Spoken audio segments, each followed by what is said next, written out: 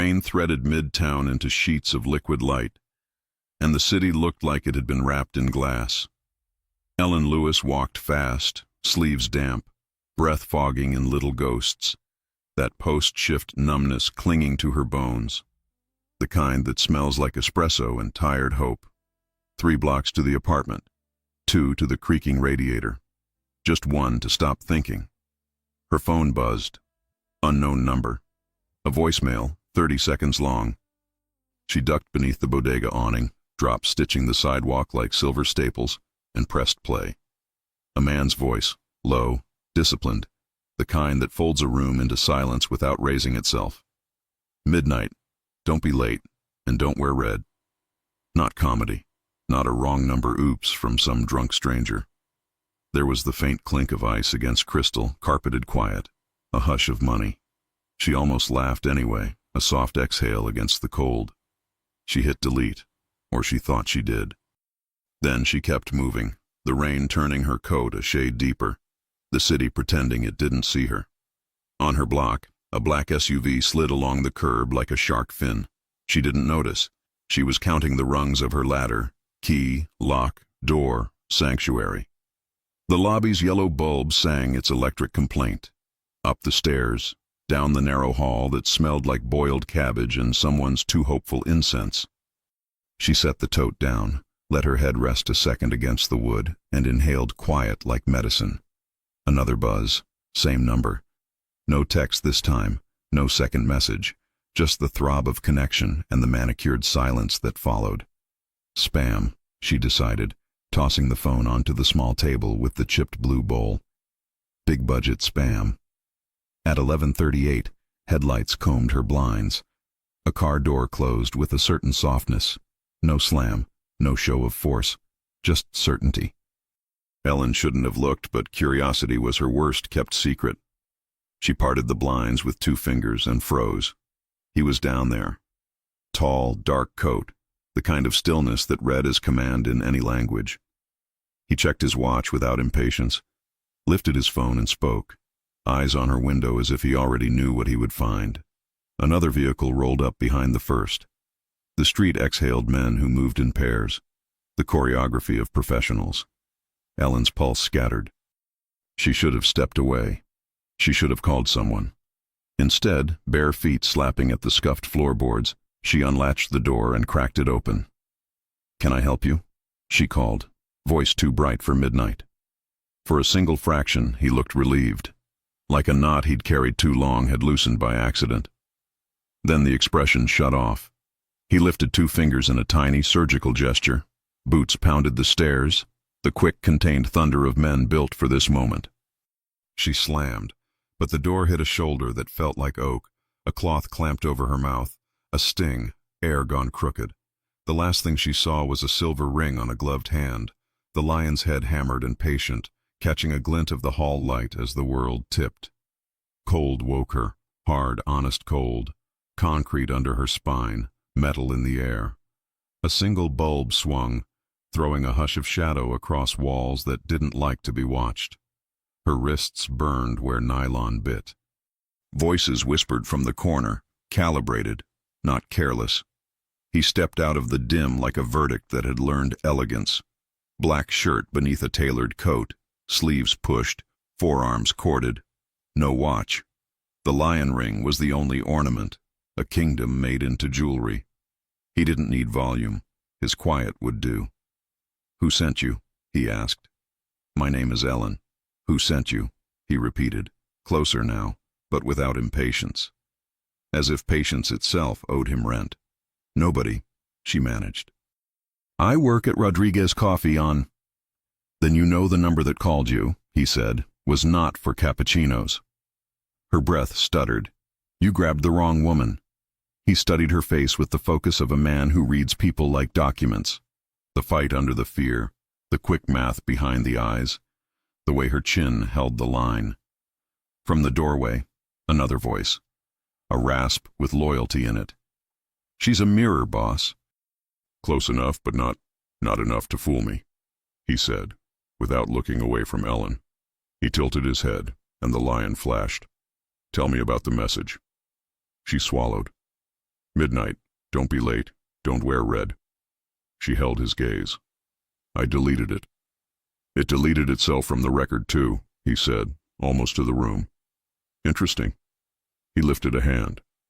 A door opened behind her like a trap being gracious. The room beyond was a contradiction. Silk sheets, velvet drapes, a chandelier soft as frost. Luxury curated to embarrass fear. A tray arrived. Bread, fruit, water collecting pearls of condensation. The lock clicked, practical as a period. Time misbehaved. She paced. The chandelier hummed. She stared at the water like it might be a test. The door swung and he came in again, coat gone, sleeves rolled. That bare band of skin around his wrist, where a watch might have sat, looked like a missing word. He scanned the tray, then her, then the window, then back. If I wanted you dead, he said, you wouldn't be thirsty.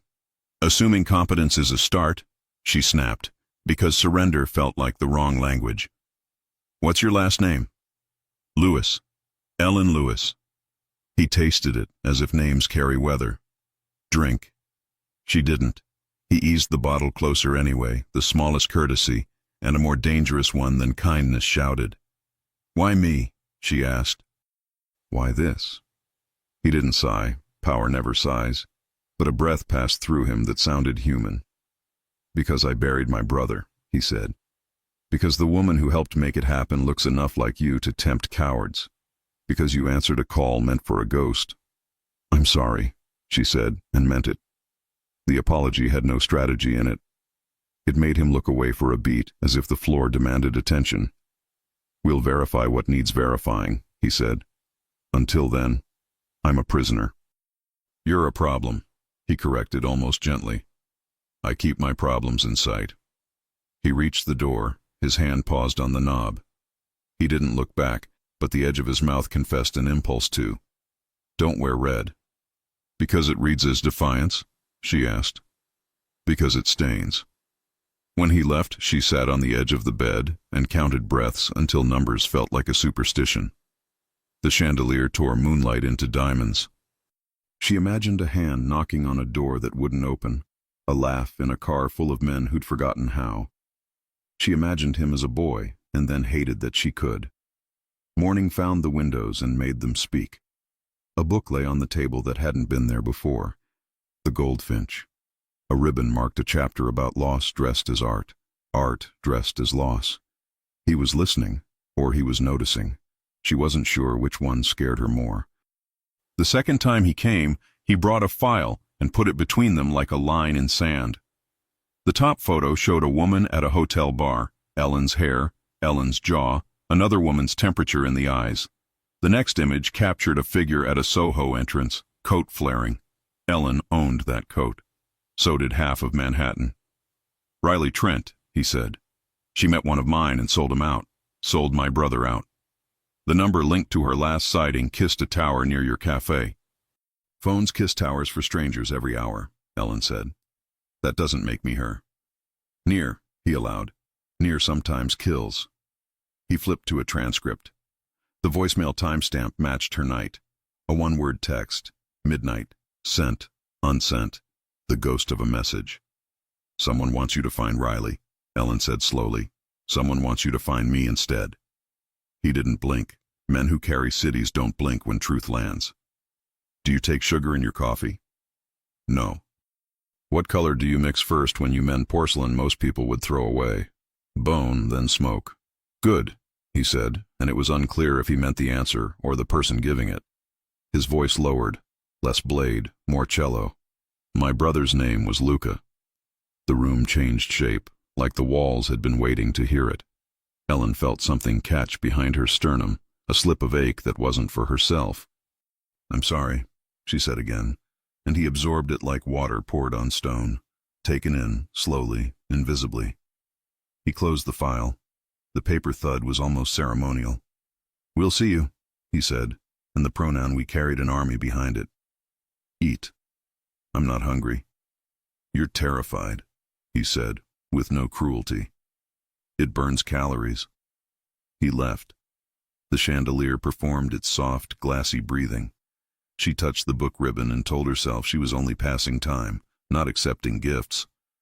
Far below, the city rehearsed another storm. Another man arrived at noon, shorter, wide-shouldered, hair close to the scalp, the watchful calm of a soldier who'd learned patience by force. He set a tray down and gave Ellen the world's smallest nod. "Marco," he said, "eat. The boss thinks better when people around him don't faint." "I'm not around him," she said, then looked at the door in the hall and amended, "I guess I am." "You tried the staff stair last night," Marco added, matter of fact. Ellen felt her ears warm. "And?" "I fixed that lock myself." He let it sit a beat. "Don't try it. You don't trust me. I don't trust locks. People follow." "Is that a philosophy?" "It's how I keep men breathing," he said, including him. That night, rain came hard enough to erase edges. He returned, smelling faintly of it. He stood at the window and rested 2 fingers on the frame. It looked like habit, or prayer. "Who gave you the book?" she asked. "A housekeeper who has a daughter who reads on the subway," he said. "She's convinced fiction prevents crime." "Does it? It kept you from trying the staff stair twice." Ellen huffed a laugh. "Fair." He looked like he might say something else, something with the word Luca in it, then didn't. The silence between them wasn't empty. It was a bridge with a toll booth and no posted price. "Eat," he said. "Ritual now." She broke bread and tore it in neat halves, as if restoring it later might be required. He watched her hands, surprised to find he preferred this to the sight of a ledger balancing or a rival flinching. He left, and for the first time, he hesitated at the door. Half a breath, a fraction, the ghost of a man who almost looked back. Across town, a woman watched a grainy feed on a tablet. Ellen's profile, her lifted chin, the way David's shoulders squared, then softened. "Close enough," the woman murmured. "Close enough to cost him." It rained harder. The chandelier brightened, then dimmed, as if deciding whose side it was on.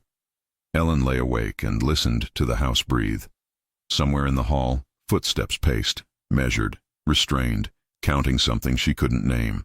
The wrong number replayed in her head, the right voice threaded through it like wire. What if he believed her, truly believed her? Would that unlock the door? Or lock something more permanent in its place? And if the woman in the photograph stepped through Ellen's skin to claim her face, what would it cost to take it back? She didn't have answers. She had rain. She had a lion glinting on a ring when the light turned. She had a man who seemed to pull the room around himself without trying. And she had the smallest, sharpest suspicion that the night had not mistaken her at all. Outside, headlights pooled and slid. In the dark across the street, a lens adjusted, patient, unblinking, already writing the next instruction. Midnight. Don't be late. The clock in the hall clicked once, like a trigger being taught manners. The door's lock gleamed. The city waited to see which of them would open first. By morning, the rain had traded its fury for focus, drawing fine silver lines down the glass as if the city were being measured for a suit. Ellen woke to the sound a house makes when it knows it's being watched. Velvet quiet, careful footsteps, the faintest echo of someone delaying a decision in the hall. The chandelier no longer glittered, it glowed, conspiratorial. On the table, the goldfinch lay open where she was certain she had not left it, ribbon moved 2 chapters deeper. He had come in while she slept, or someone had, someone who believed stories could keep a mind from breaking. She washed her face in a bathroom curated like a magazine spread, and caught her reflection in the mirrored door. The same brown hair, the same stubborn mouth, the same eyes that refused to cancel hope. But the room added something. Edges. She was a softer shape set inside a hard frame. It made her look almost like the woman in the photograph and nothing like her at all. The lock clicked.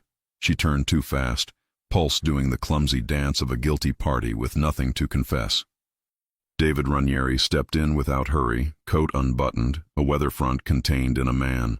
The lion ring picked up the light and threw it back as if the room were a courtroom and light were testimony. "Good morning, Ms. Lewis." His voice carried that unforced quiet again, the kind you hear right before a verdict. Is it? She asked. Hard to tell inside a jewelry box. The corner of his mouth acknowledged the joke without paying for it. He set a second file down, a thinner one, elastic-tired, edges softened by use. I had something pulled for you, he said, a transcript of what we found on the number that touched yours. You mean the wrong number, she said, crossing her arms, unless we've decided to rename mistakes. His eyes tracked the movement, quick, clinical in spite of himself. We'll both call it what the evidence allows us to, not what we'd prefer. Sit.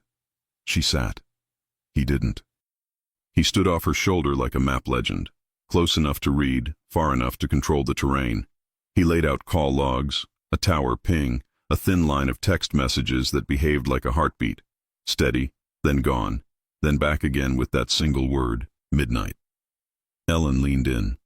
The edge of his cologne, cedar, something clean warm, touched the air between them and left.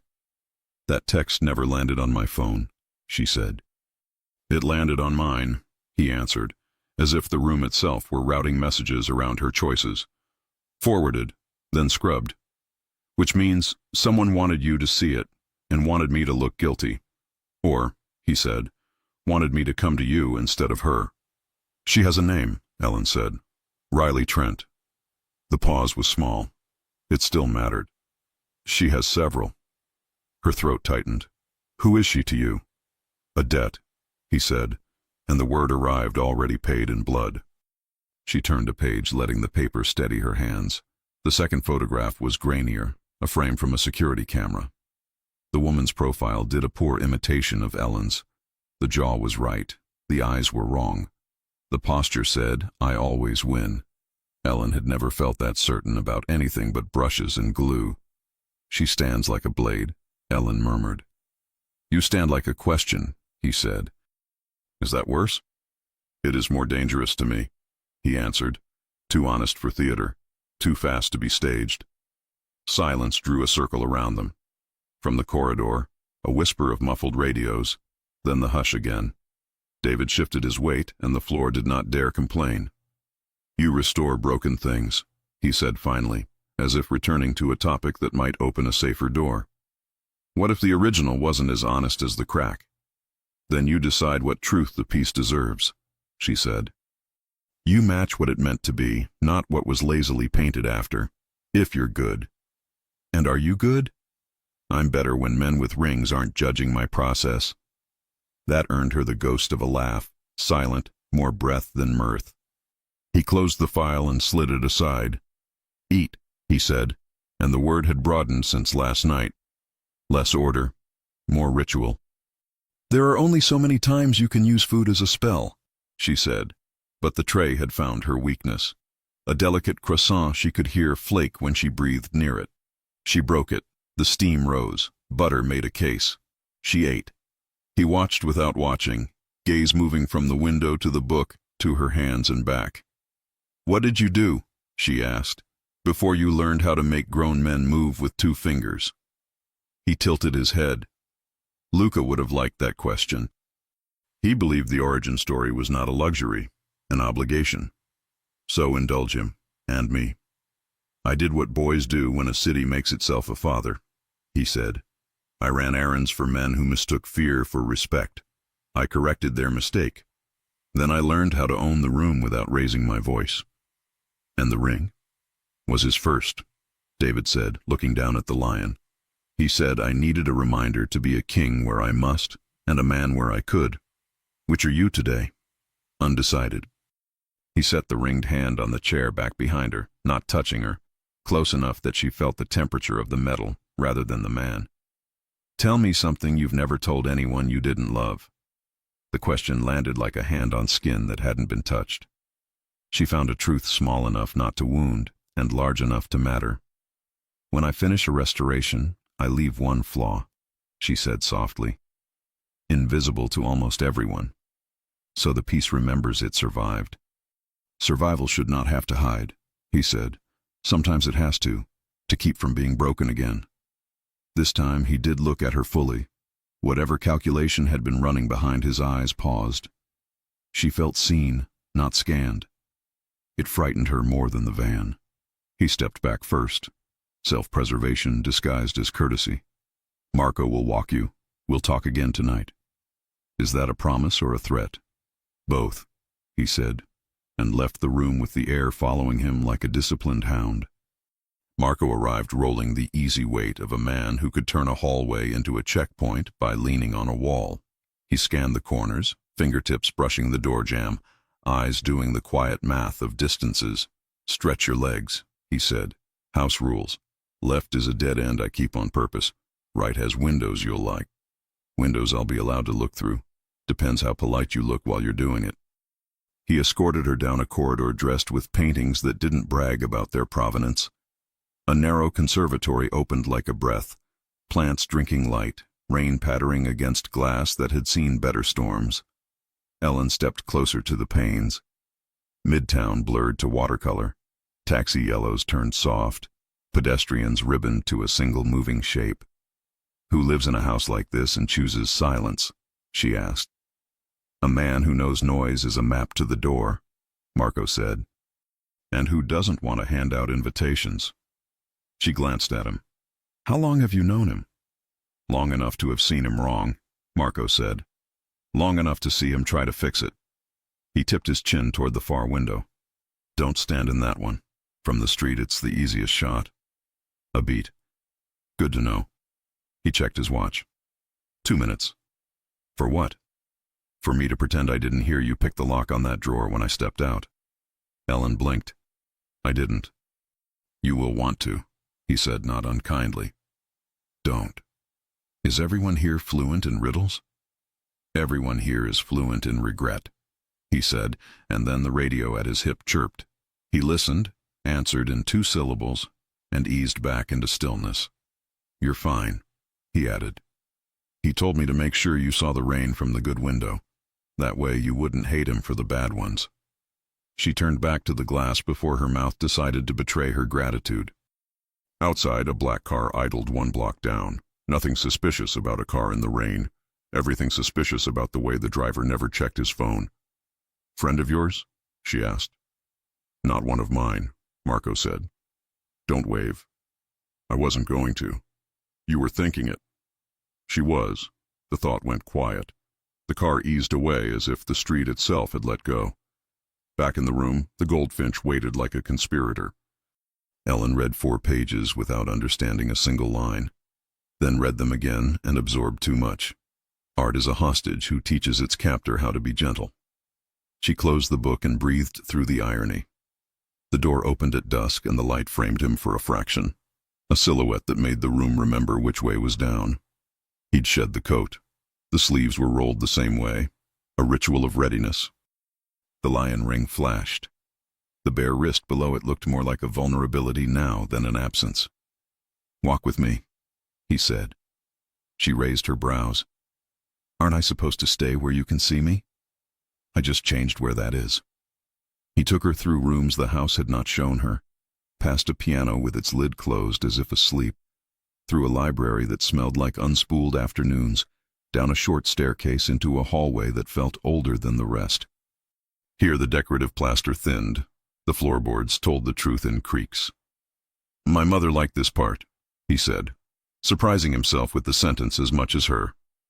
It reminded her of the first apartment. Nothing to pretend to be, everything to become. You keep it like this for her? I keep it like this because houses should remember who they were before they learned manners. He keyed a door and a small room opened. No chandelier here, just a lamp with a linen shade, a table, 2 chairs, a view of a courtyard where rain collected in the mouth of a stone basin. Interrogation, she said, half smile, half brace.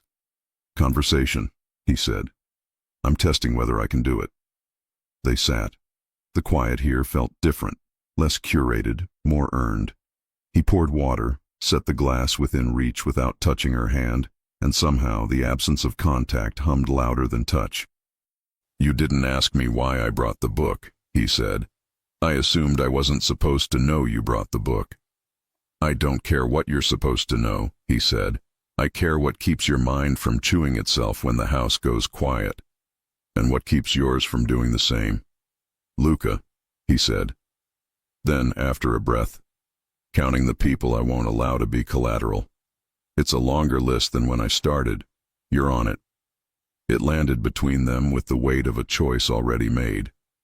Ellen felt it like a change in air pressure. She did not thank him. Naming it would make it smaller. Tell me about Riley, she said, back to the blade. Or whatever name she buys with false IDs. What do you want to know? Why a woman who looks like me is the ghost that keeps you pacing. He leaned back, the chair accepting his weight like an old friend. Because she learned early that people tell their sins to someone who knows how to keep a straight face. Because she decided the world owed her interest on what it stole. Because she mistook proximity for power. She wanted to be near rooms where decisions got made. She didn't understand the cost of owning those rooms. And Luca? He believed proximity could make a better man out of anybody. His mouth tugged, including me. He was wrong about some men. He was rarely wrong about me. Was he wrong about her? He hoped she'd change, David said. Hoping is a kind of gamble. He always bet on people. And you? I count cards. Thunder folded itself in the distance. The lamp breathed. He studied her the way a man studies a painting to decide if it's a masterwork or a forgery, looking for the tell that proves time instead of imitation. You keep leaving one flaw, he said, returning to her earlier confession. Where would you leave it on me? It was reckless, the way her answer pressed against her teeth and still came out. Not on you, she said. In you. Something only you would feel when you reached for it. A reminder you survived, not a banner you fly. I don't fly banners, he said. You wear one on your hand, she said, glancing at the lion. He looked at the ring, then at her. Touché. Another silence, the good kind.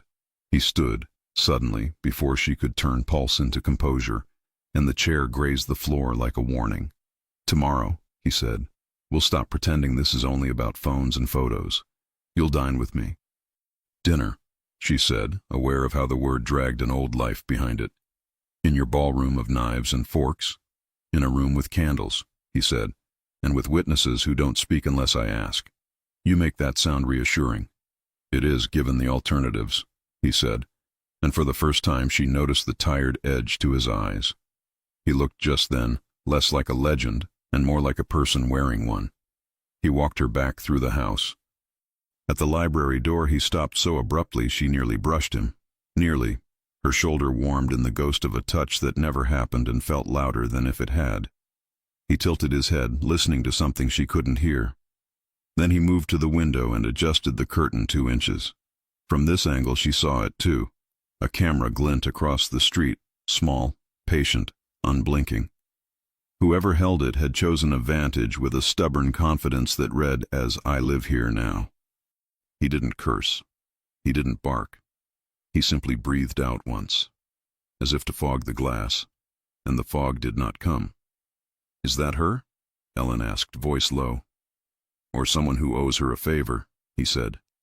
Either way, they're early. You expected them? I expect everyone, he said. It keeps me from pretending.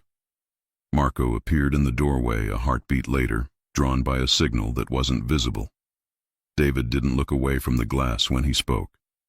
Shift the outer ring east. Don't spook the bird. Copy, Marco said, and vanished back into the house like a pulse into a wrist.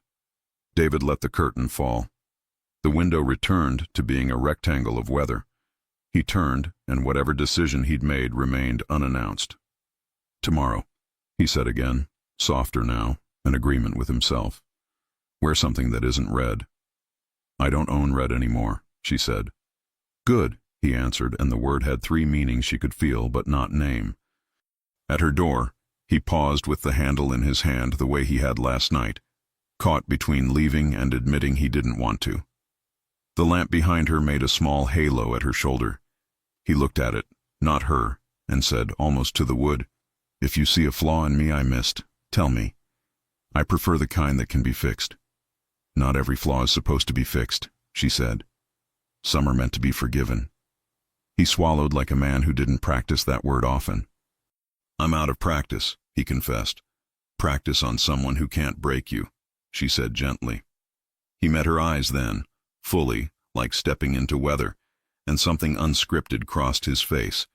He inclined his head, as if they had made a bargain neither would write down. The door closed. The lock turned. The chandelier brightened by a whisper, as if an unseen hand had touched the dimmer and reconsidered. Ellen leaned against the panel and let her breath even out. Through the wall she heard it again, the measured pacing of a man who insists on walking his ghosts until they sleep. She opened the goldfinch and found her place and lost it again and didn't mind. Across the street the small camera adjusted by a fraction, then settled, patient as winter. On the nightstand, her phone lit with an unknown number. No ring, only the glow, long enough to show a preview she shouldn't have been able to see. Midnight. Don't be... The screen went dark. The rain started again, louder, as if something had tapped the sky on the shoulder and said now. By evening the house behaved like a theater catching its breath before the curtain lifts. Lamps lowered themselves to amber. Hallways learned how to hush. Somewhere a piano kept its lid down like a secret. Ellen stood before the tall mirror and took inventory. A simple black dress that didn't apologize, hair loose because armor sometimes looks like softness, a pulse learning a new tempo. She told herself not to like the way the dress made her feel tall. She told herself a better lie, that none of this would matter after tonight. Marco appeared right on the edge of a knock, as if courtesy and caution had struck a truce. "This way," he said, and offered his arm without touching. They moved through corridors scented with old books and faint citrus, past a portrait that refused to stop watching the room, down 2 shallow steps into something candlelit and deliberate. The dining room was a study in calibrated warmth, copper glow pooling on polished wood, crystal behaving like it knew how to listen. Only 2 places were set. The third chair at the head remained politely empty, as if power could attend without sitting. David was on his feet. Black shirt, sleeves rolled, the lion ring a quick silver punctuation near the candle's flame. He did not look surprised to see her beautiful. He looked prepared for it, in the precise way a man prepares for outcomes he can't afford to mishandle. "Ms. Lewis," he said, with the barest inclination of his head, "thank you for indulging my theatrics." "Dinner is not theatrics," she said, taking her seat. "It's a negotiation with hunger." "Then let's negotiate," he answered, sitting opposite. They started with silence, seasoned properly, no performative pauses, just the measured ritual of passing, cutting, tasting. The lamb gave under her knife with a soft surrender. Rosemary lifted and argued with the wine until the wine admitted it had been sharpened for this purpose. He asked her about kiln cracks and museum ethics. She asked him about the piano and who refused to keep it tuned. He said, "My mother." She said, "Mine sang along to the radio like it owed her rent." He smiled, a real thing that didn't ask for permission. It struck her then. This was the most dangerous room in the house, not because of weapons or windows, but because he was trying to be human in it. "Tell me a time you were sure and wrong," she said, surprising both of them. His gaze held a beat too long. "I thought a man would leave a dock at 2:10 a.m., he said. "He left at 1:55. I arrived at 2 wow. 10 minutes changed a map." "Maps are arrogant," she said. "They think scale can replace experience." "And you?" "I thought I could live without being wanted," she said, fork warm under her fingers. "Turns out I got very good at it. That's not the same as happy." The candle between them leaned a fraction, flame finding a new angle. He rested his forearm on the table, ring catching light. "I won't pretend I don't use wanting as leverage," he said, "but I also won't lie about it." "Please don't," she said softly. He lifted his glass, then paused, the rim hovering. "To the difference between leverage and care," he said. She touched her glass to his, "and to recognizing it in time." They ate. They let the clock in the hall keep its opinions to itself. Somewhere near dessert, he set his napkin down and slid a folder across the table with 2 fingers, the way you pass a fragile artifact you've decided not to hoard. "I had my people reprocess the image," he said. "Under a different light model. You were right." She didn't touch the folder. She looked at him. About the photo. About the lie, he said. The hand that made it belongs to someone who can afford patient mistakes. Riley. Riley has many hands. His expression thinned. This one is closer to us than I'd prefer. How close? Inside the circle that pretends it doesn't leak. He considered the empty chair at the head of the table as if it had offered commentary. Close enough to know what makes me pace. Your brother, she said. He exhaled once, as if the candle had asked him to. Luca liked to drive upstate when the city got loud. He'd make me pull over for peaches from roadside stands and call it strategy. He said sweetness was armor men forgot to wear. And Riley? She was a summer he tried to keep. Summers don't keep. He looked down into the wine and found nothing useful there. She decided what she couldn't have must be punished. And you enforced that decision for her. I enforced my own, he said, too calm to count as denial. I am reevaluating the evidence. He was doing it right there, and whatever part of her had been pleading to be believed went very quiet. He might still be dangerous, but now the danger felt like gravity rather than a blade. Why tell me? She asked. Because I prefer you armed with facts, not fantasies, he said. And because if I'm wrong about you, you'll weaponize either. Her laugh came out shaped like disbelief and gratitude. I would. Good. He rose, hand ghosting the back of his chair. Walk. They carried their silence down a narrower corridor, past the piano with its lid still closed. He stopped without warning and opened it. The first notes spilled out hesitantly, as if surprised to be invited. He didn't play a song so much as he let sound remember itself. Ellen stood by the fallboard, feeling the room rearrange around what music does to a house. You play like a man who trusts his hands more than his head, she said. I run a city with both, he answered, not stopping. But this asks for neither. It only asks for permission. And do you give it? I'm giving it now. He closed the piano softly, not a finish, an ellipsis. They moved again, into the old hallway he'd shown her in the afternoon, where plaster grew honest and the floor kept nothing to itself. He opened the small room with the linen-shaded lamp and the view of the stone basin collecting rain. Why here? She asked. Because this room tells the truth, he said. And because I'm about to show you something that prefers it. He set a slim device on the table, an encrypted handset, matte black, its screen already awake. He navigated a path she couldn't follow and brought up a single text chain, a contact labeled with nothing but a white chess knight icon. The messages were spare, transactional, wrong. Among them, a line that had colonized her life. Midnight. Don't be late. Don't wear red.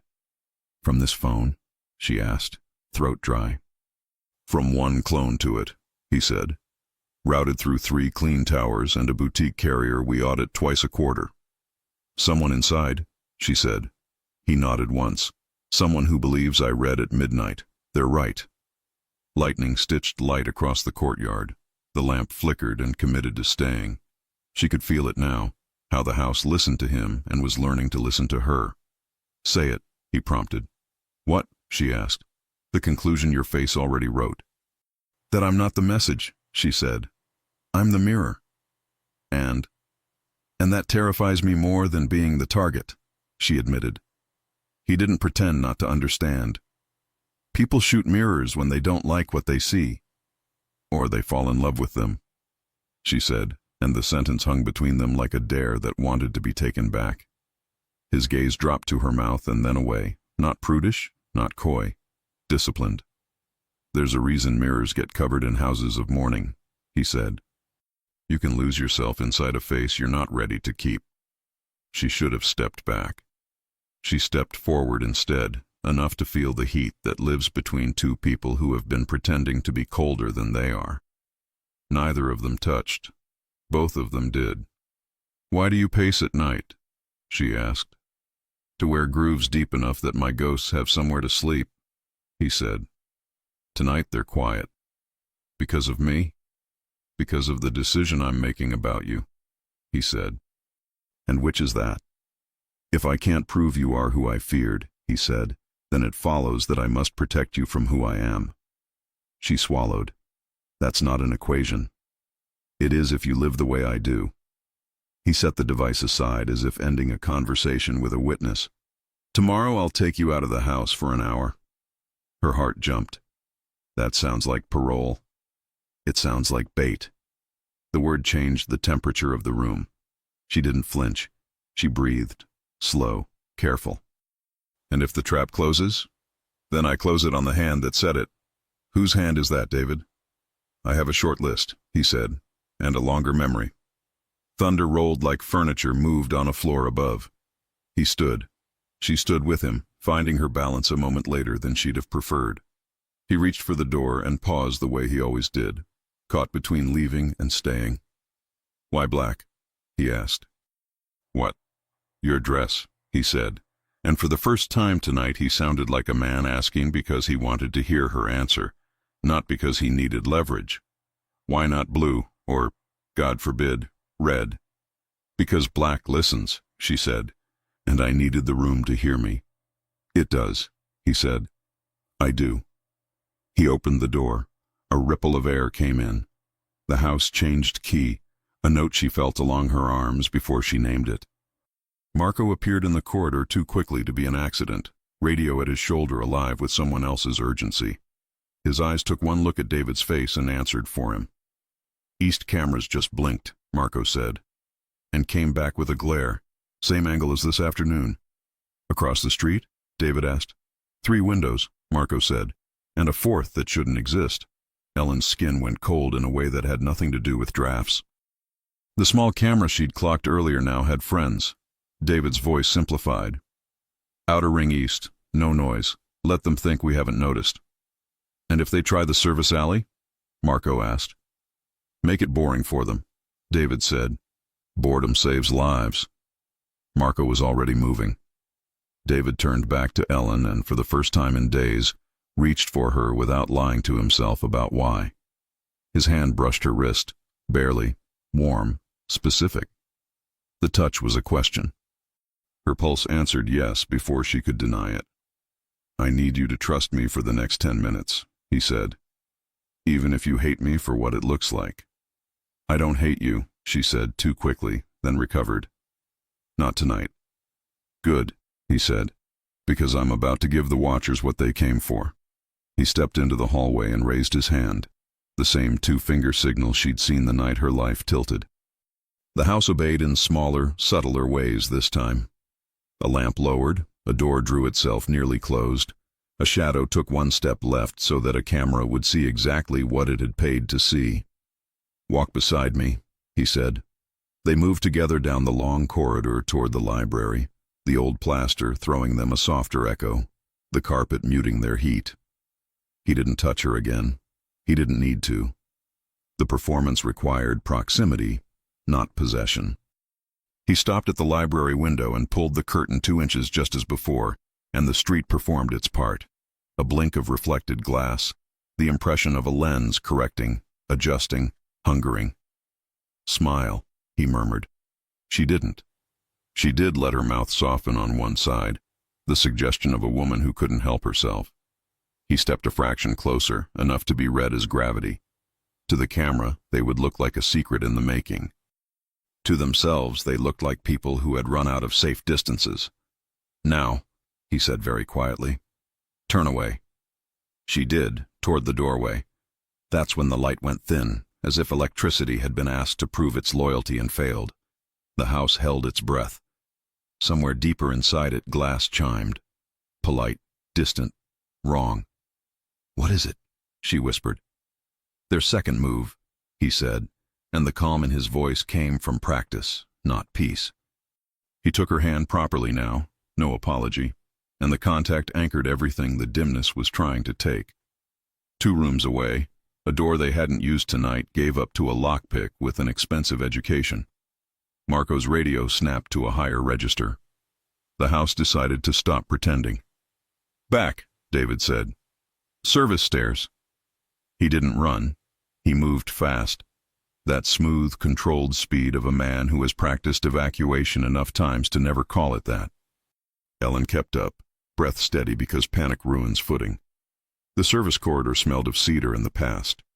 Behind them, feet that weren't invited found the parquet and liked the way it sounded. At the stairhead, a shadow slipped across the landing below, brief, clever, armed. David drew a weapon she hadn't seen him carry, a black curve that looked like an opinion made of metal. "Stay behind me," he said. "You're bleeding if you get reckless," she said, and the sentence made sense to both of them, even though no blood had been drawn. He glanced back, that same unscripted look from the piano, and then the look was gone, replaced by the man the city knew. The first intruder reached the corner and froze a fraction too late, reading a room full of decisions already made. David's shot was disciplined, placed, persuasive. The man folded. Another set of boots faltered. Marco's voice, closer now, cut through with the efficient mercy of someone who never shoots to show off. "Two more," he called. "Copy," David said. Ellen didn't see the third figure until the figure saw her. A flicker of recognition where there shouldn't have been any. A woman's height, a man's jacket, a neutral walk that read, "I belong anywhere." The silhouette lifted an arm, and in that breath-long sliver of time, Ellen saw a flash of cold logic. If you don't like the mirror, shatter it. David moved first. His shoulder hit hers to pull her out of the line, a hard protective correction that left heat where it landed. The shot went wide and chewed the stair rail. Wood splintered like a warning. "Back," he snapped, and she did, because trust, once chosen, prefers not to waste time asking for reasons. The house found its alarm voice, low, internal, designed not to wake the neighbors. Doors that could lock did. Doors that shouldn't open learned not to. The intruder pivoted to flee and met Marco coming the other way. Something quiet and painful happened that didn't require a bullet. The body fell without spectacle. "Clear," Marco said, breathing like a man who respects oxygen enough not to squander it. "Not yet," David said, eyes angled toward the east wing, where a window he'd closed every night for 10 years now stood an inch ajar. They listened. The rain had returned, a tight, hard stitch now, not the drape it had been. In the distance, a second car turned over its engine and left before anyone asked it a question. Ellen realized she was still holding David's hand. He realized it too. Neither of them let go. "Who was she?" Ellen asked. "A reminder," he said, "that the mirror still wants to break." He looked down at their hands, then up at her, the calculation back and something warmer under it. "You're coming with me," he said. "Now." "Where?" "Somewhere they didn't map." "Bait?" she asked. "Grace," he said. "And cost." The light stuttered once, then steadied, as if the house had decided to be brave. Marco checked the bodies with the brisk courtesy of a man confirming sleep. Sirens began to test the far edge of the block, growing, deciding, choosing. 10 minutes, David said to Marco. Then the usual theater, and a favor. Marco nodded. Name it.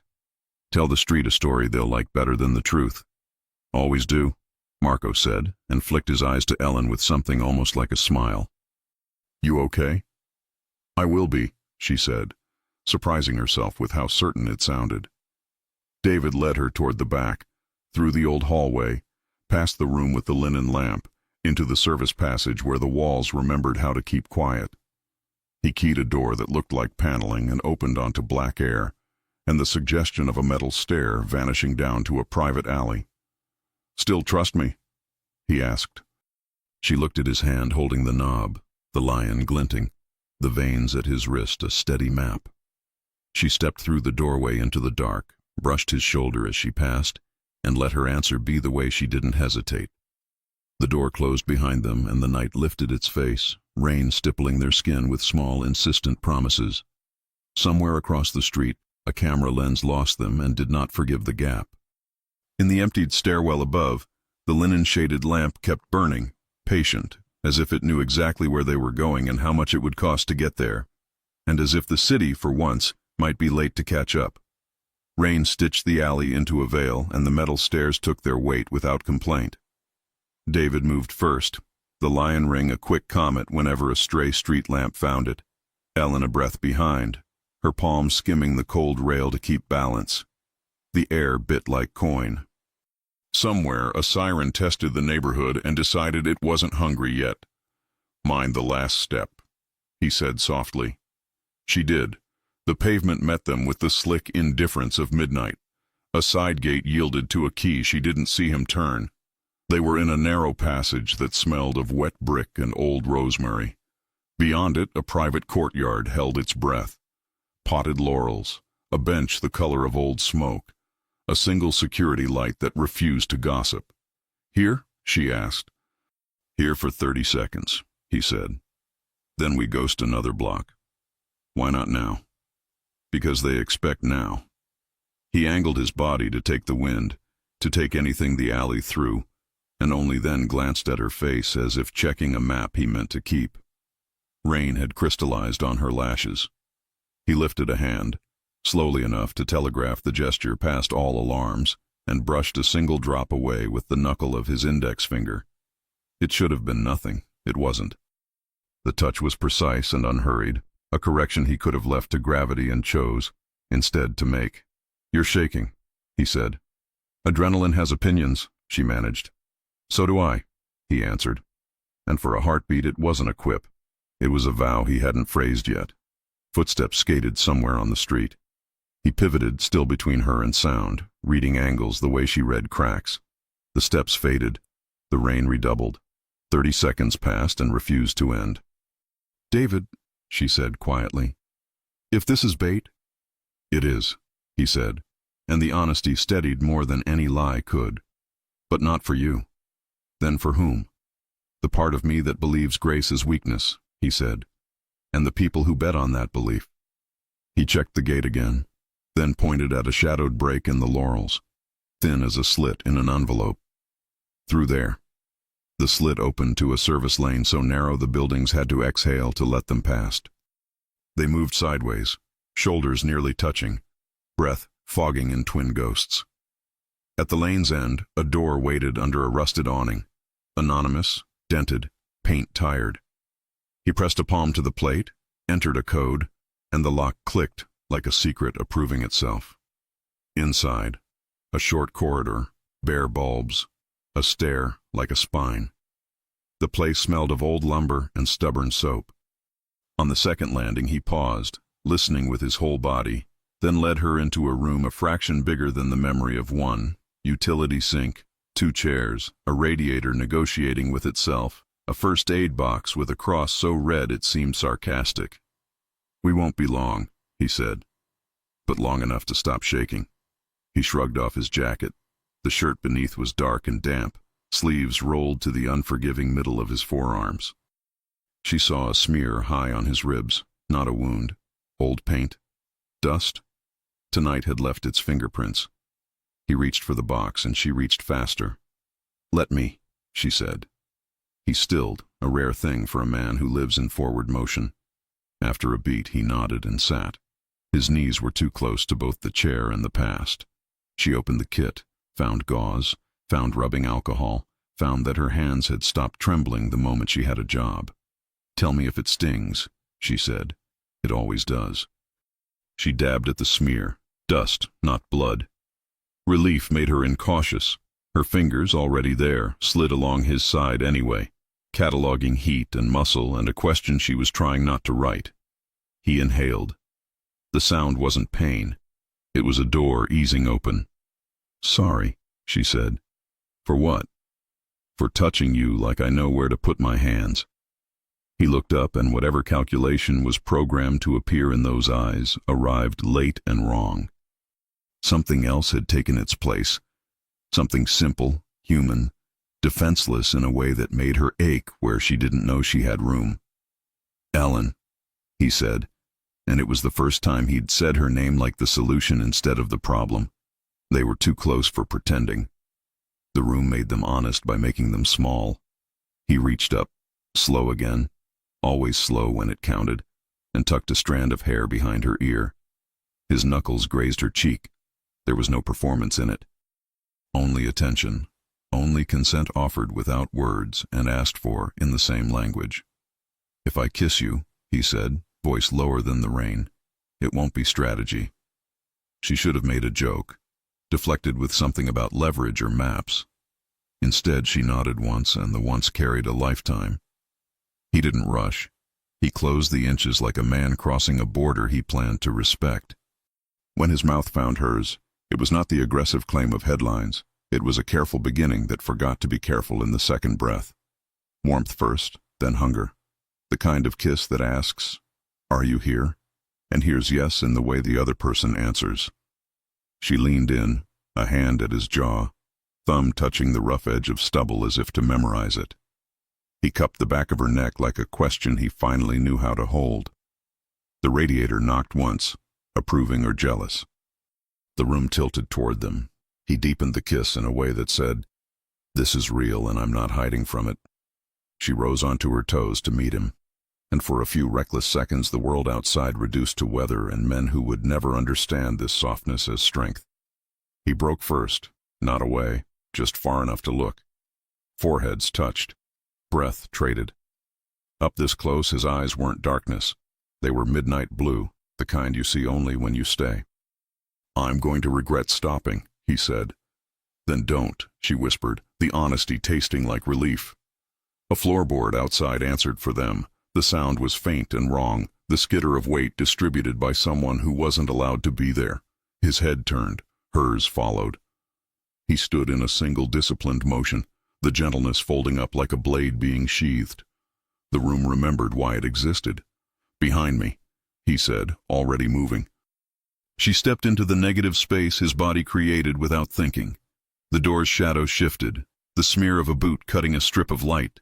David drew his weapon, and the world narrowed to geometry. Door, sightline, angle. The knob turned a fraction, stopped, turned back. "Either they know we're here," he said, calm as a held pulse, "or they followed our air."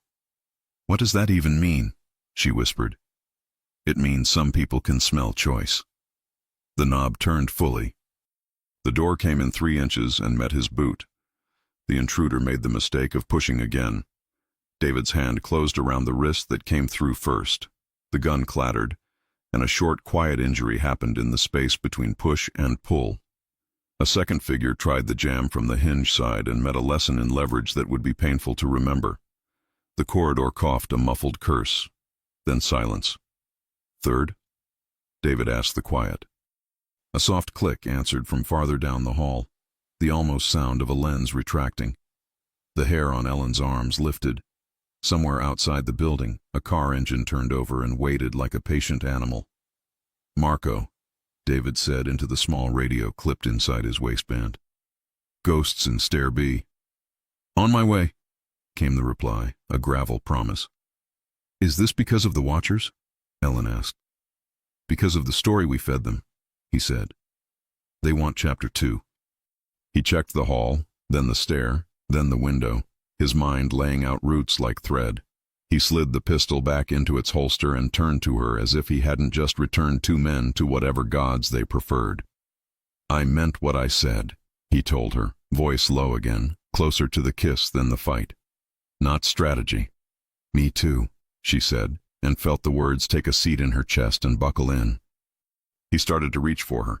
He didn't know if it would be a hand to her face or just a reassurance to himself that she was still here. But the radio snapped again, sharper. "Boss," Marco said, and for the first time since she'd met him, the single syllable carried caution. "Detective on the line. She's coming with a warrant and a camera crew's appetite.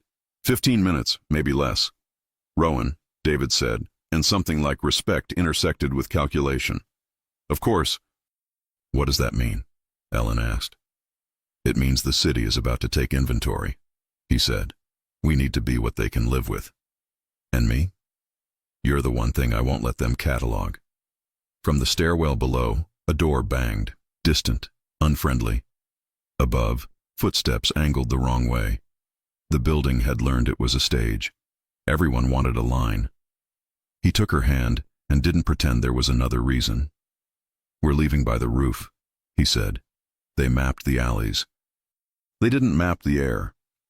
"Do you have keys to the sky too?" she said, breathless despite herself. "Only on Thursdays," he said, and there it was. the small smile that didn't belong to a myth. Lucky us. They climbed. The stairs sluiced rain from boots that had passed earlier. The light did its tired best.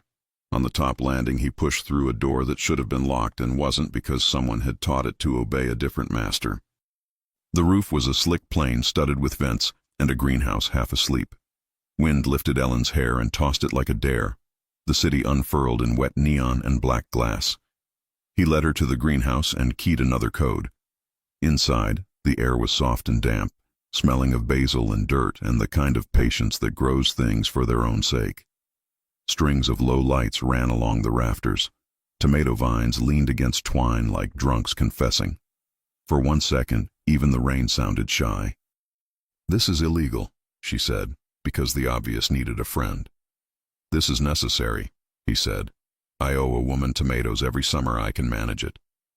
"Lucia," she guessed, and the way his eyes warmed told her the guess was kind. He pulled a tarp aside and revealed a hatch that even the greenhouse had tried to forget. "This drops 2 buildings over," he said. "We can outrun cameras and decency from there." She laughed once, a bright note in the leaf smell. "You practice that line?" "I prefer truth when lying is harder," he said. The rain hit the glass and went flat, 1,000 little hands asking to be let in. He hesitated just long enough to be human and not long enough to be foolish. His eyes flicked to her mouth. 1 beat, undeniable. The kiss had been cut short by footsteps. The room had resumed. The roof wasn't a room, and that felt like permission. "David," she said, warning and invitation braided. He closed the distance the way he had before. Measured, certain, asking. She rose to meet him. The kiss was the same language in a different sentence. Deeper, a little wilder, the kind that says, "I choose this even while running." He held her waist. Her fingers slid into his hair, rain cool on the tips, heat everywhere else. He tasted like resolve and something sweeter he hadn't admitted to owning. The interruption came like a snapped string. A dull thud traveled up through the greenhouse ribs from the hatch he'd just revealed. Metal against ladder, then the scrape of a shoe trying to be quiet and failing. David pulled back, breath ragged, eyes clearing to a harder blue. "They're early," he said. "Or lucky," she breathed. "Luck is a kind of preparation," he answered, already moving. He grabbed the edge of the tarp and let it fall back over the hatch. The lights went to a hush at the press of his thumb on a switch she hadn't seen. The greenhouse became a dark shape on a darker rooftop. Their breathing sounded like confession. Below, the ladder creaked again. A hand, gloved, careful, pushed at the hatch from underneath. It didn't give. The latch was locked now. Someone tested it with the patience of a person who believes locks are merely suggestions. "Options," she whispered. 3, he said. "Fight here and ruin the basil. Flee across the south parapet and pray no one below looks up. Or let them think we vanished and be ghosts for as long as it takes." "And which do you recommend?" "The one that keeps you unphotographed," he said. "We disappear." He led her to the far corner where glass met brick. A slim service door wore a coat of paint so old it had become myth. He slid a pin from his pocket, no bigger than a promise, and teased the lock until it sighed. Cold air rose from the shaft beyond. "Ladder," he said. 15 feet. I'll go first. If I fall, I'm fine." "That's not how falling works," she said. "With me it is." He dropped into dark like he trusted it. She counted 2 breaths, then followed. The ladder rattled and her body answered with memory, hands on rungs, sneaker on rung, the honest math of descent. He reached, found her ankle lightly, guided her left where the metal wavered. At the bottom, his hands found her waist, not to claim, but to steady. The contact lit up the places the kiss had mapped. Above, the greenhouse hatch rattled again, harder. A voice cursed in a language built for sharp corners. The sound of a radio, a hiss of impatience. Then silence. They moved through the belly of the building. A throat-narrow passage, a door that exhaled when it opened. A storage room full of forgotten chairs waiting to be useful again. He kept her close but not caged. When she tripped on a roll of carpet, he caught her by the wrist. and for a second the world toggled back to the utility room. The taste of him, the permission. It almost started again. The corridor ended at a metal door with peeling paint. He pressed his ear to it. Street murmur. Tires. No feet. He looked at her, the question in his palm. She nodded. He opened, ere the temperature of consequence met them. Across the way, a news van prowled like a shark without a fin. 2 blocks left, lights flared blue-white and then softened, a predator looking in the wrong pond. "Rowan," he said. "On time for once." "She'll find the wrong door," Ellen said. "She always does first," he answered, a flick of fondness he'd deny later. They stepped out and down into shadow, then along a wall that knew how to keep secrets. The city stretched ahead, oblivious and interested, rain polishing it into something worth wanting. They made the corner. Another. A third. The block changed faces and forgot their names. "Where now?" she asked. "A place with worse coffee and better exits," he said. "And after that?" "After that, we hunt the hand that set this in motion," he said. "And we stop pretending you're anything but the person I refuse to lose." He didn't look at her when he said it. He looked at the street like it might argue. It didn't. They crossed under an awning and the rain softened to a mist that made everything nearer. She let herself look at him. Really look. The jaw he clenched when he was about to be careful. The mouth that had kissed her like choice and not accident. The eyes that could be both steel and water depending on the light. "David," she said. He turned. "We won't get to finish that," she said, meaning the kiss, the sentence, the version of them that had room to breathe. "We will," he said, with a certainty that didn't bluff. "Just not on rooftops." A car door thunked somewhere to their right, a shape detaching from shadow. He moved without touching her and still put his body between. The car idled, then rolled, then passed, 2 silhouettes inside rehearsing someone else's scene. They walked. The city pretended not to watch and failed. They reached a metal gate, slipped through, descended a short flight to a door painted the anxious blue of old diners. He knocked twice, then once, then twice. The door opened a crack, and an older woman with a dish towel over one shoulder said, "You're late." "I brought trouble," David said. "You always do," she said, and swung the door wider. They stepped into heat and onions and the shelter of a place that had decided long ago to be generous. Behind them, rain washed the street clean of footprints nobody would see. Above them, on a roof that now held only basil, the hatch lifted, too late, and a gloved hand gripped empty air. And on a different roof, 2 blocks away, a camera lens shortened, adjusted, and found nothing but glass beaded with weather and the ghost of 2 people who had been there and now were not, leaving only the echo of a kiss and the certainty that interruption is not the same thing as ending. By dawn, the diner smelled like butter and plans. Steam fogged the front window into a milky privacy. The bell above the door clicked each time a delivery man came in, shrugged, and left again without looking twice. Ellen sat at the far booth beneath a humming neon clock, fingers around a chipped mug like it was a small furnace. David sat opposite, coat off, sleeves rolled, that bare wrist a quiet target the room decided not to aim at. The older woman, Nona to some people who weren't related, set down plates and a dish rag-laced warning. "Eat. People make worse choices empty." "She's right," David said. Ellen cut into eggs that steamed like a city grate. "You brought me to a church." "It makes better coffee than most," he said. "And it has exits God forgot to count." Marco slid into the booth beside David as if the vinyl had been waiting for him. A damp map hit the table, corners pinned with salt shakers. He circled streets with a blunt finger. East cameras caught 3 faces from last night. Outsiders. But someone opened a door for them. "Inside," Ellen said. "Inside," David agreed. He tapped the map where a tiny X hid in the grid. "We flush them here." Nona refilled cups with the solemnity of a sacrament. "You flush them after you eat." She leaned to Ellen. "He forgets. Men do." Ellen smiled despite the dread that had learned her name. Across the window someone's reflection paused, too still for a passerby, too deliberate for a stray glance. The bell didn't ring. The reflection moved on. "Why here?" she asked softly. "Why show me this part of your world?" "Because you keep me human in rooms that would eat it," he said. "Plain, unornamented, dangerous." The door chimed. Detective Rowan Hale arrived with rain in her hair and an expression that said she'd walked into worse. She scanned, clocked the exits, and claimed a stool instead of the booth offered. "Nona," she said. As always, Rowan's coffee arrived without having been asked for. She turned the mug by the handle like it was evidence. "You running a kitchen or a command center, David?"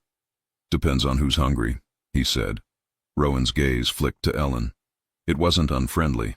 It had the softness reserved for strangers who've been forcibly drafted. "You all right?" "I'm learning," Ellen said. "Careful," Rowan replied. "This curriculum has a high attrition rate." She turned back to David. "I'll give you 1 hour to make my day easier." "I'll need 30 minutes to make it harder," he said. Rowan's mouth twitched. "Then we're on schedule." Marco's phone buzzed once. He read, exhaled through his nose, and slid it across. A photo. A gloved hand placing a folder in an office drawer Ellen recognized from the townhouse. The old wing, the linen lamp room. Underneath, a single typed line. "You wanted proof." The signature wasn't a name. It was a stamp, crisp, mechanical, a white chess knight. Ellen felt the floor tilt. "That icon," she said, memory splicing. The handset in the small room. The chain labeled with the same piece. David's eyes thinned. "We left that phone on purpose," he said. "This is them bragging." "Or baiting you to walk back in," Rowan said. "And I'm sure you'd never—" "Oh, wait. They think we're predictable," David said, standing. "We are, but for different reasons." Rowan slid off her stool. "Then take me to church." The townhouse didn't look like a battlefield in daylight. It looked like money that knew how to apologize. The outer ring had been doubled. Marco's men were stones in a river, part of the flow, redirecting the rest.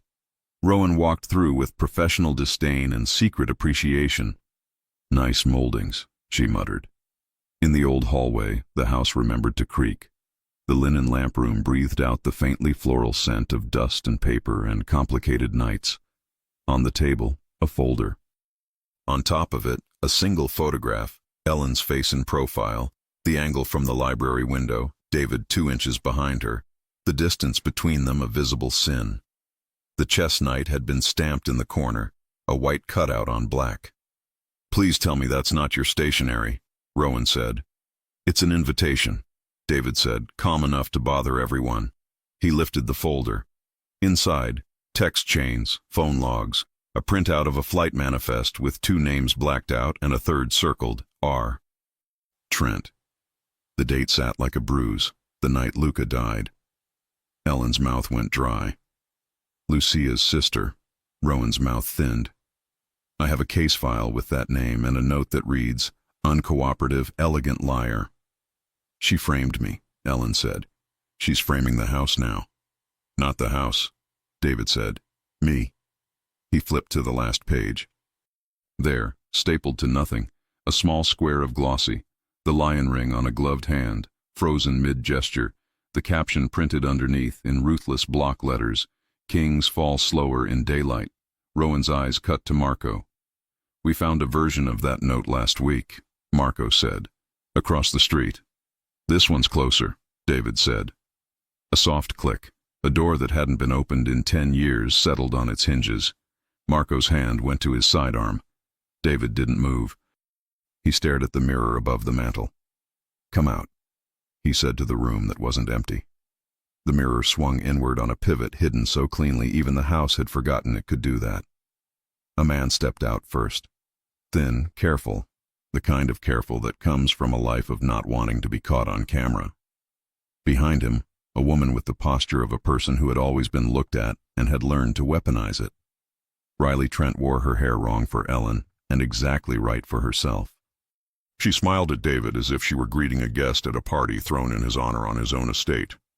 "You redecorated," she said, glancing at the lamp. "Tastes change." "So do aliases," Rowan said. "Pistol already up, badge already out." Riley barely looked at the gun. "Detective?" You're here to write the ending?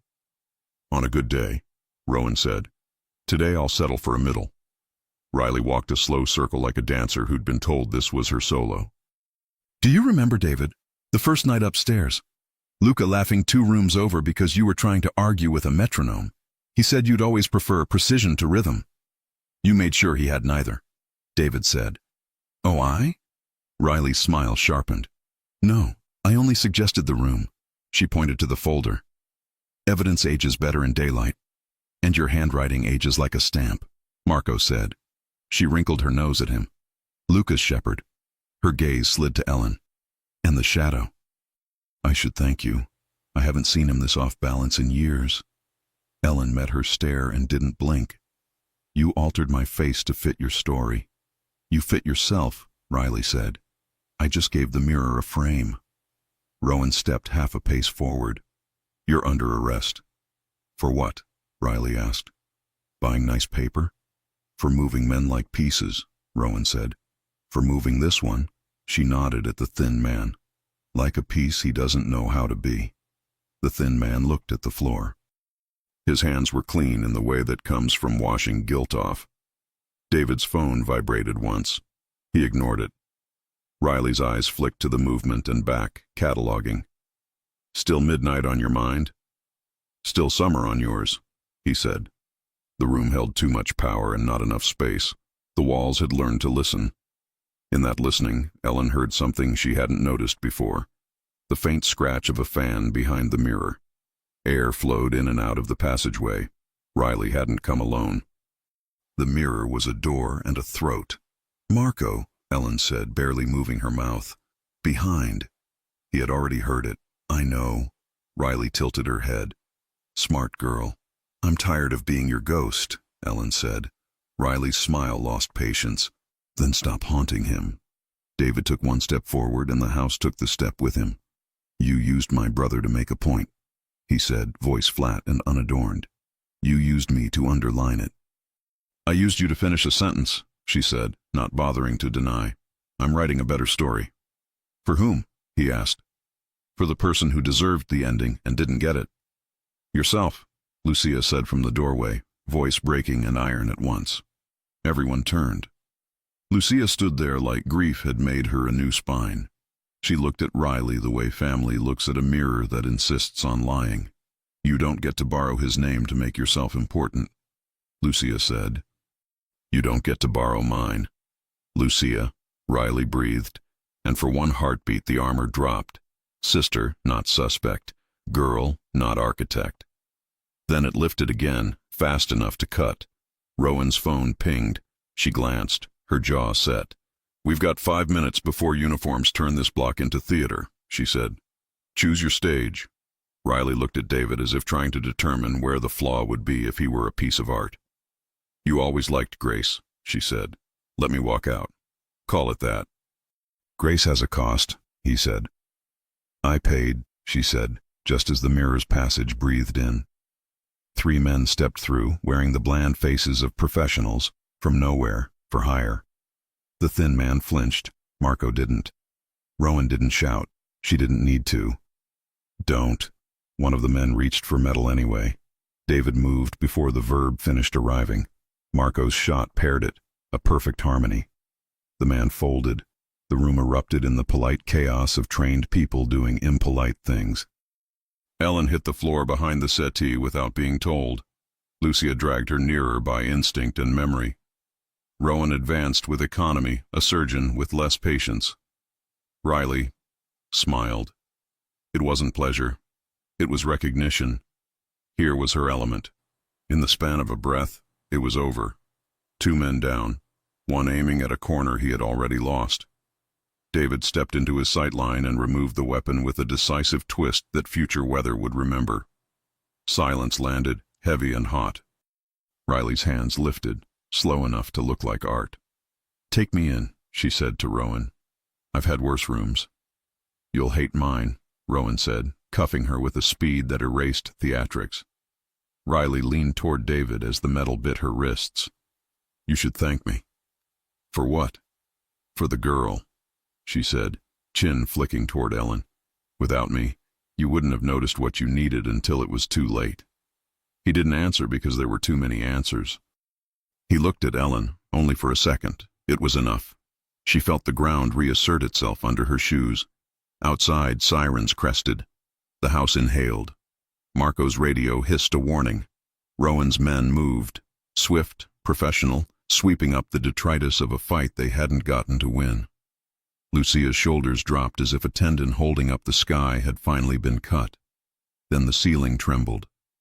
It wasn't structural, it was intentional. A low thud from the attic where no one had walked in years. All heads tilted up at once. Marco swore softly. We missed one. Two, David said, already moving for the hall. They staged a second exit. Rowan shoved Riley into a chair and handed Lucy the cuffs chain like it were a leash she knew how to hold. Don't let her make you talk, Rowan said. She's good at it.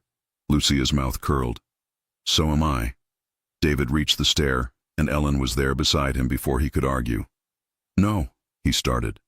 Yes, she said. You need someone who sees edges. He took the first steps 2 at a time, and then made himself slow. This stair respected neither speed nor pride. The attic door yawned at the top, dusty, insulted by light. Inside smelled like old wood and older secrets. A single bulb burned without enthusiasm. The window at the far end was opened by an inch. Rain ticked the ledge. David stopped. In the dust, boot prints, 2 sets, and between them, a single mark shaped like an inverted knight, stamped, deliberate, mocking. Ellen crouched near the print. They wanted you to see it. They wanted me to chase it, he said. And will you? He looked at the window, at the empty space where air had moved, at the city that had already started to swallow whoever had come and gone. He looked back at the woman who had kissed him like a fact and trusted him like a choice. The lion at his hand cooled. No, he said, surprising himself with the softness of the word. I'm done letting ghosts set the route. He took out his phone. Marco, he said, forget the attic. Lock the east block. Quiet. We're leaving. Where to? Marco asked. To pay for Grace. They descended into a house that had been held together by will and the occasional bullet. Rowan was finishing Miranda with a patience that suggested she had coffee waiting on the other side of this arrest. Riley watched Ellen with something like professional curiosity. Congratulations, Riley said. You survived the audition. I wasn't auditioning, Ellen said. Oh, Riley murmured. You already have the part. Lucia tugged the chain and Riley's mouth shut. Sirens bled into the windows. Cameras tested their angles. The city, like a cat at a threshold, chose whether to come in. David crossed to Ellen. He didn't touch her in front of all these rooms and eyes, but the impulse lived in his shoulder. We go now, he said, before the street decides who I am today. Where? She asked. To the only place I can be something else. Rowan stepped in their path. If you run. I don't run, he said. I reroute. She studied him, then Ellen, and sighed like a woman who'd seen better men make worse choices. 2 hours, she said. Then my patience pays for nothing. Deal, he said. They moved, out through the service corridor, past the linen lamp room that had tried to witness too much, through the door that remembered how to be invisible. The rain had decided to bless and not punish. The block was busier, uniforms, neighbors peeking from behind curtains that might as well be theater scrims. As they reached the gate, a sedan across the street ignited, idled, and eased forward half a car length. The driver wore a cap.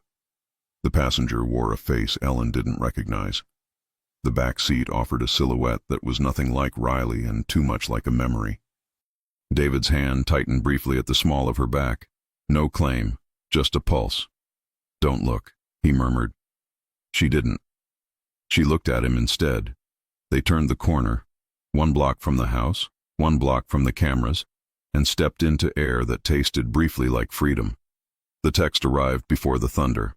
Her phone, pocket warm, buzzed once. A number with no country code. 3 words.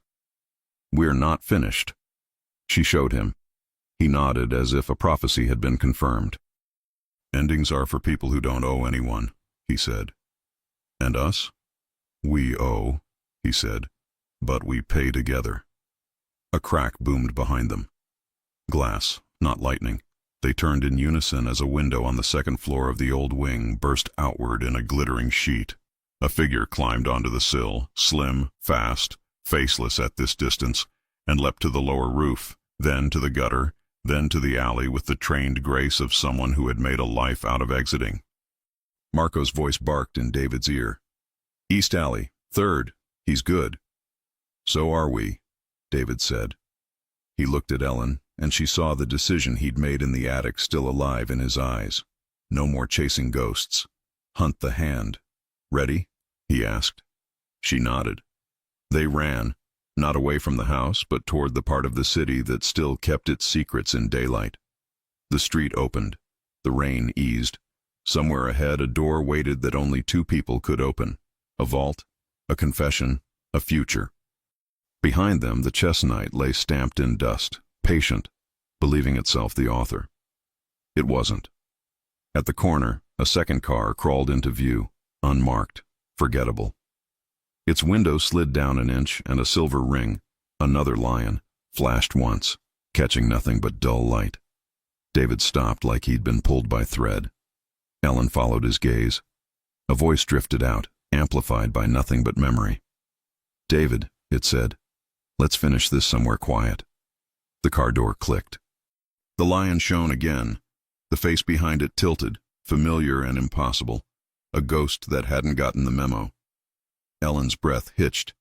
"Is that—" The rain held its breath too, and the chapter ended where choices begin, on a wet curb, with a past that refused to stay buried, and a love that refused to be collateral. 1 second before names and guns and forgiveness had to decide who they belonged to. The car idled at the curb, like a punctuation mark that hadn't decided what it meant. Rain turned the street to glass. David stood in front of Ellen, shoulders squared, the lion ring glinting once in the half-light. A familiar voice floated from the car window. "You always were quick with names." "Alessandro Vale," David said. "Luca's godfather, the man who had taught 2 boys how to survive." "Let's finish this," Alessandro said. "Somewhere quiet." Minutes later, 2 cars moved through the wet dawn toward the river warehouse. Ellen's hand rested over David's, steadying both of them. "The voicemail," she whispered. "The clink of ice." It was him. David nodded once. "He taught me every tell. He forgot I learned faster." The warehouse rose out of the fog like a secret. Inside, rope and dust and river air. Alessandro stood waiting, elegant as ever. A smile cut from the same material as betrayal. "No entourage?" David asked. "Confession is private," Alessandro said. "You used Riley. You framed me," David said. "I gave you purpose," Alessandro replied. 2 boys, 1 heart for business, 1 for risk. I protected the city from the one who'd burn it. You killed Luca," David said. "I kept him from destroying you," Alessandro said softly. "And now you've undone it all. For her." Ellen met his gaze. "You mistook control for love." Alessandro studied her. "And you mistake love for a weapon that wins wars." "It saved him," she said simply. David's voice cut through the air, calm and lethal. "You'll come with us." "Grace?" Alessandro asked, amused. "Grace and cost," David said. Alessandro lifted his hand. 2 fingers, the same signal that had started this nightmare. The knife flashed from his sleeve. Ellen saw the shift, moved without thinking, colliding into David's shoulder. The blade hit air and skittered across the floor. Marco was there before the sound finished, pinning Alessandro's wrist. Rowan Hale stepped from the shadows, weapon drawn, eyes cold. "Hands visible," she ordered. "Try something clever and I shoot the clever out of you." Alessandro didn't fight. He only looked at David, something like pride cracking in his expression. "You learned grace," he murmured. "You forgot cost." "No," David said. "I'm paying it differently." Rowan cuffed him. Marco secured the knife. The detective nodded once, businesslike, not cruel. "You have your confession, Ranieri. Try not to waste it." When the door shut behind them, silence filled the space where power had lived. Ellen turned, hands trembling only now that the danger was gone. David reached out, fingers brushing her face. "You moved," he said quietly. "You would have," she answered. "I'm supposed to protect you." "You did, by letting me protect you back." He exhaled, a sound almost like a laugh, and drew her into his arms. It wasn't a performance. It was relief. Rowan appeared again, leaning against the doorframe. "I'm not writing a fairy tale in my report," she said. "Good," Ellen said, smiling. "But I might mention a woman who recognized a voice and a man who finally chose to listen." She turned to go. "You've got 2 hours before I start asking questions I don't want answers to." They walked by the river as the morning light bled through the mist. The city exhaled around them, ordinary again. "Where now?" Ellen asked. "To the house," David said. "To start over." Lucia opened the door with a quiet understanding only grief can teach. "Tomatoes are ready," she said. In the greenhouse, sunlight fractured through glass. The basil reached toward them, like it remembered. David brushed a leaf, the lion ring catching light one last time. "Luca said sweetness is armor," he murmured.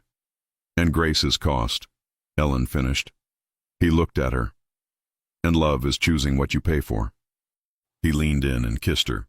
Not the desperate rooftop kind, but slow, daylight soft, full of promises too big for words. When they parted, she smiled. "What now?" "Now I make a list," he said. "People we won't let become collateral. Exits we don't use anymore. And us?" He unclasped the chain from his wrist and placed it at her collarbone, the lion ring resting there like a quiet heart. "Us is the part I won't negotiate." Weeks later, they married under the maple tree behind the house. Rowan came late, dropping off a sealed file marked closed. Marco wore a suit that fit like forgiveness. Lucia read from Luca's old notebook. "Choose grace, pay the cost, don't do it alone." They danced badly, laughed honestly, and let the house fill with new noise. The lion stayed at Ellen's throat, a story rewritten. That evening, they stood beneath the lights, the city glowing around them. A small envelope arrived on the step. No name, no stamp. Inside, 3 words. "We're finished." The chest knight printed faintly beneath, fading like an echo. Ellen leaned her head on David's shoulder. "Looks like we won." He smiled. "We just stopped playing." They walked inside as the maple dropped one golden leaf, sealing the promise, the peace, and the ending that finally belonged to them. If you enjoy stories like this, take a moment to subscribe to the channel. That's how I'll know you truly liked it. Even if you're watching on your TV, grab a second to join this family of fans who love emotional and heartfelt stories. Your support means everything, and it helps us bring you even more tales like this one.